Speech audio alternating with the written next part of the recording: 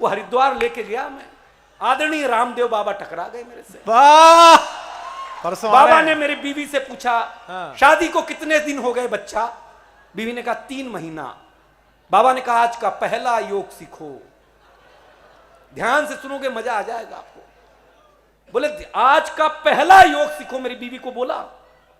बीवी ने कहा कौन सा योग सीखूं? बोले सीखो सांस को कंट्रोल करो। अध्याय समाप्त हुआ। दुनिया में कुछ भी हो, अगर डॉक्टर कुमार विश्वास के संचालन में हम मंच पर होते हैं तो हम इच्छा व्यक्त करने के लिए नहीं आते हैं, परीक्षा व्यक्त करने के लिए आते हैं। माताएं बहनें, बस आप दोनों का निवेदन देखिए, मैं कभी कभी आपके तरफ रहूंगा, कभी कभी इनके तरफ रहूंगा, क्योंकि जिसका मंदिर है, जिसका मंच है, उसे अर्धनारीश्वर भी कहा जाता है। मैं इधर भी रहूंगा उधर भी रहूंगा, क्योंकि मैं उसका हूं। कौन है वो? जय भूत भावन, जय भूत भावन, अघन सावन, नित्य सावन सुंदरम, जटजूट गंग निनाद कलकल, सकल ताप विमोचनम, छवि सघन घन शशि शोभित, नित्य शुभ गिरजावरम, जय भक्त वत्सल काव्य कौशल परम हित, जय शेखरम ध्वनि गंग मधुर मृदंग भंग, सुमंग भस्म विभूषितम, अति मधुर हाथ विलास प्रतिपल, श्वास श्वास सदा शुभम, जय काम घालक नित्य पालक भक्त बालक मंगलम। बोलिए हर हर महादेव। हाँ, ये वाला मामला। क्या बात है। आप आनंद के देखो,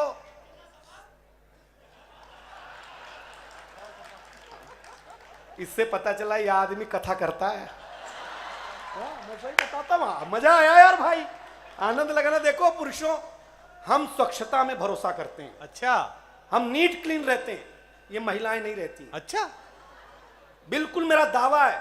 हम पुरुष लोग नाई की दुकान में जाकर के बाल कटा के आते हैं, दाढ़ी बनवा करके आते हैं, आते ही तुरंत नहाते हैं। आपने किसी महिला को ब्यूटी पार्लर से आने के बाद, अध्याय समाप्त। अध्याय समाप्त हुआ। जोरदार बजाओ, मजा आनंद लगा दूंगा मैं। हाँ, हाँ, हम पुरुष लोग, हाँ बस आप लोग भी आइए हमारे साथ, हम महफिल सजा रहे हैं, बड़ा अच्छा लग रहा है। देखिए मैं किसके मंच पर हूं। एक बार मंच पर राम की कथा चल रही थी, शंकर का मन वहां कैलाश में लगा नहीं। उन्होंने पार्वती जी से कहा कि यार नीचे इतनी अच्छी कथा चल रही है ब्यावर में, कुछ देर मैं वहां बिताना चाहता हूं। पार्वती जी ने कहा जाइए तथास्तु, लेकिन समय पे आ जाना।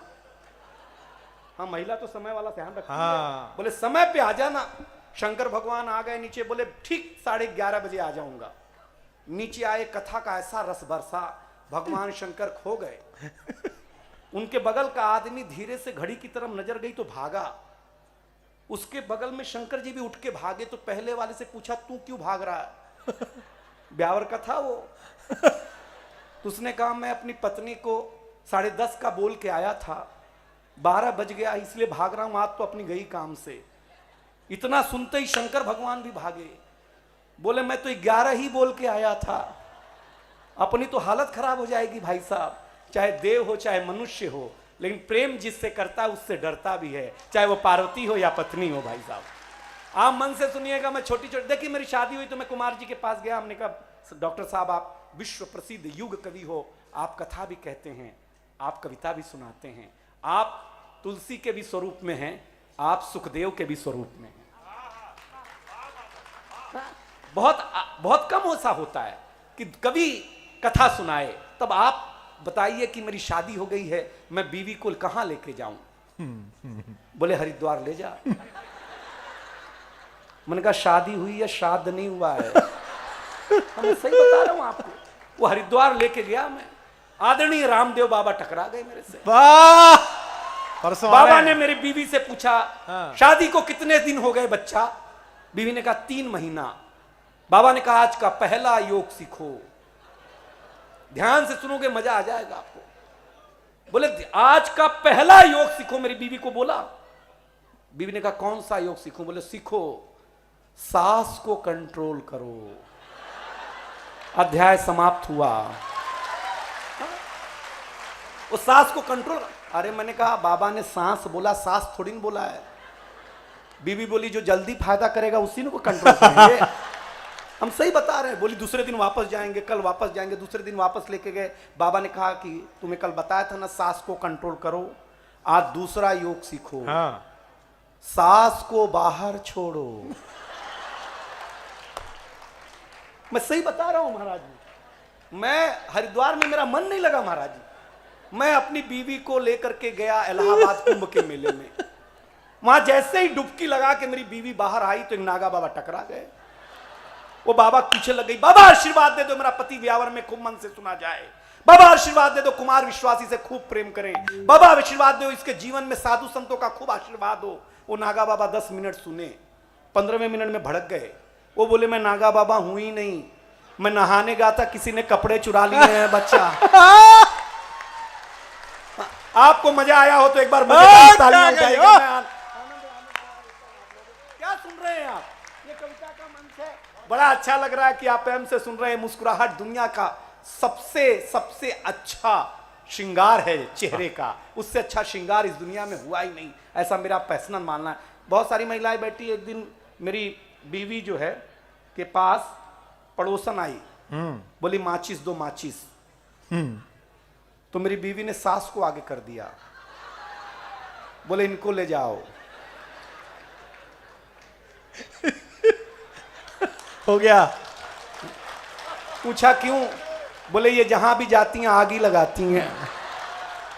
बहुत अच्छा लग रहा है। देखिए मैं कुछ भी कह रहा हूं, आप मजा ले रहे हैं, लेकिन मेरा मन अभी आप तक पहुंचना चाहता है, एक सेतु बनाना चाहता है। मैं ऐसे मंच पर हूं, क्या क्या सुनाऊं और क्या छोड़ूं। डॉक्टर साहब के मंच पर हूं क्योंकि कविता का मंच है और सावन का है, फागुन का मास शुरू हो चुका है। और ये कविता का रंग जब हरिवंश राय बच्चन की कलम में उतरा तो उन्होंने लिखा रंग बरसे भीगे चुनरवानी, ये रंग आस्था की चौखट पर आया तो मीरा ने गाया, यही की मीरा ने गाया, श्याम पिया मोरी रंग दे चुनरिया, ऐसी रंग दे कि रंग ना ही छूटे रामा, धोबिया धोए चाहे सारी उमरिया। ये रंग फिल्मी पर्दे पर उतरा तो सुनील दत्त साहब ने कहा कि रंग और नूर की बारात किसे पेश करूं, ये मुरादों की हंसी रात किसे पेश करूं। ये रंग शायरी में आया तो शायर ने लिखा, इसी रंग रंग में रंग है, तुझे रंग रंग में रंग दिया, मेरा रंग आया है रंग पर, तेरा रंग चढ़ के उतर गया। ये रंग कविता में आया तो कवि ने लिखा, इस रंग बदलती दुनिया में मैं रंग बेचता हूं। और ये जनसमूह एक बार हाथ खड़ा करेगा तो अच्छा लगेगा।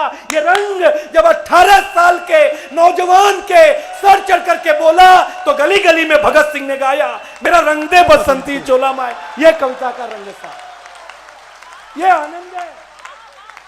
वाह! किस मंच पे हूं भाई, किस मंच पे हूं मैं? भोले के मंच पर हूं, मेरे देवता के मंच पर हूं। जुबान से भक्त के हर हर शब्द हरदम निकलता है, मेरे शंकर के डमरू से डमक डम डम निकलता है। एक रोज भांग पीसती थी श्री गौरा महारानी, हुई जब देर तो शंभू की बढ़ गई हैरानी। कहा शंकर ने गौरा से लगाती देर क्यों रानी, जरा जल्दी करो देवी हमारा दम निकलता है। जरा शंकर के डमरू से डमक डम डम निकलता है। कहा डॉक्टर साहब सुनिएगा, कहा गौरा ने शंकर से मजा क्या भांग पीने में, तो कहा शंकर ने गौरा से मजा पी पी के जीने में। जगत संहार करने का भयानक गम है सीने में, धतूरा भांग पीने से जगत का गम निकलता है, मेरे शंकर के डमरू से डमक डम डम निकलता है। अब सुनिएगा अंतिम छंद, अच्छा लगेगा। जिस भी कवि ने लिखा आनंदित कर दिया। हुए खुश भस्मासुर पे तो उसे भर दे दिया आला, जपा रावण ने तो सोने की लंका ही दे डाला। बड़े दानी है ये भोले। अंतिम बात पर ये जनसमूह मुझे बताए, मैं कविता सुनाऊंगा। बड़े दानी है ये भोले, इसमें शक नहीं, लेकिन जिगर से चाहने वाला बड़ा ही कम निकलता है, मेरे शंकर के डमरू से डमक डम निकलता है। क्या बात है महाराज जी। आपको बताएं, हम तो हास्य के कवि, हम 5 साल के थे महाराज जी। हम मूलतः गोरखपुर के हैं, बुलडोजर नगरी गोरखपुर। देवरिया या आज बगल में हुई अपनो घर, हम जानते ही। बुलडोजर सुनते ही महाराज जी के चेहरे पे जो सुख आया। हमारे योगी जी कमाल के हैं भैया, उनके जैसा हमने नेता नहीं जीवन में देखा। हम सही बता रहे हैं, महाराज जी कमाल के। मैं महाराज जी बुलाता हूं उनको, अद्भुत नेता है हमारे, जो सीख देते हैं अद्भुत ही देते हैं। हमारे तो हम 5 साल के थे तो हमारे पिताजी हमें स्कूल में जमा कराने ले गए। जमा कराने, पहले जमा ही होते थे, अपने मन से कौन जाता था।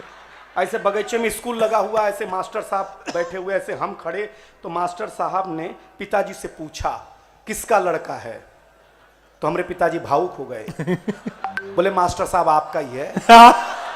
अब हम टेंशन में कि जिसको हम 5 साल से बाप समझ रहे हैं वो तो अपना है नहीं यार।